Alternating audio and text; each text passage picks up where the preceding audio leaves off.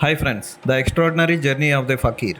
ఈ సినిమా 2019లో ఇంగ్లీష్లో రిలీజ్ అయింది, హిందీలో కూడా రిలీజ్ అయింది. ఈ సినిమాని చాలా రోజుల తర్వాత ఈ రోజు ఆహాలో రిలీజ్ చేశారు తెలుగులో. ఈ సినిమా ఎలా ఉందో చూద్దాం. రాజ్ కుమార్ చిన్నప్పటి నుంచి తండ్రి ఎవరో తెలియదు. తల్లిని అడుగుతూ ఉంటాడు. అయితే తన తండ్రి ప్యారిస్ వాడని, ప్యారిస్ లో ఉన్నాడని తెలుసుకుని ఎప్పటికైనా ప్యారిస్ వెళ్ళాలనుకుంటారు తల్లి కొడుకులు.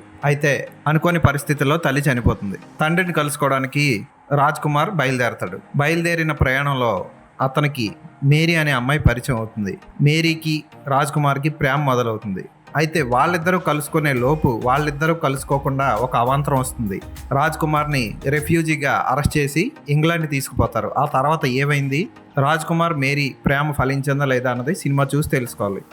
ఒరిజినల్ ఇంగ్లీష్ పిక్చర్లో అజాత్ శత్రు ఒగాష్ రాథోడ్ అనే పేరుతో ధనుష్ని పిలుస్తారు. తెలుగులో రాజ్ కుమార్ అని మార్చారు. బాగానే మార్చారు, కొన్ని మార్పులు బాగున్నాయి. డబ్బింగ్ కూడా బాగుంది. ధనుష్ నటించిన అన్ని సినిమాలకి డబ్బింగ్ చెప్పే వ్యక్తితోనే డబ్బింగ్ చెప్పించడం ప్లస్ పాయింట్. ఇక ది బాయ్స్ లో పవర్ గర్ల్ గా నటించిన ఎరిన్ మోరియార్టీ మేరీ పాత్రలో బాగా నటించింది. వాళ్ళిద్దరి మధ్య 2 లిప్ కిస్ సీన్లు కూడా ఉంటాయి. ఇక సోమాలియా రెఫ్యూజీలు పడే బాధను, వాళ్ళకి తన దగ్గర ఉన్న 2 లక్షలను ధనుష్ పంచే సీన్ చాలా బాగా తీశారు. అలాగే సిరింగ్ ధనుష్ తల్లి పాత్రలో బాగా చేసింది.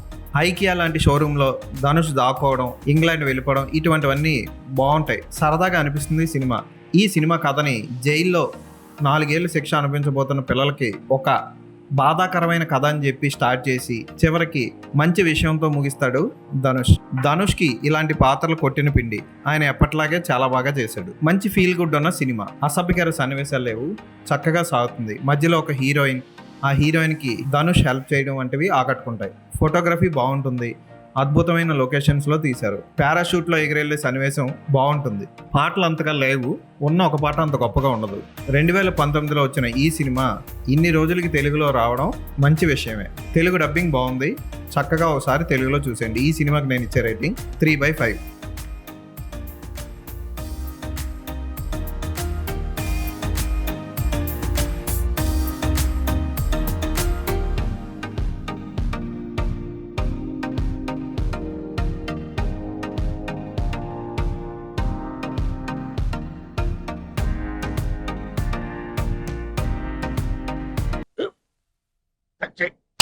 మన స్కూల్ బెంచ్ లాగా ఎంత గట్టిగా ఉందోరా. కొట్రా, కొట్టు, పర్లేదు, కొట్టు. అబ్బా చైన్ పెట్టేసింది బాబాయ్. ఆ, నీకు నొప్పి ఏంటి ఆ, నువ్వు కొడతావా? కమా బిట్ మీ యార్. వద్దు బాబాయ్.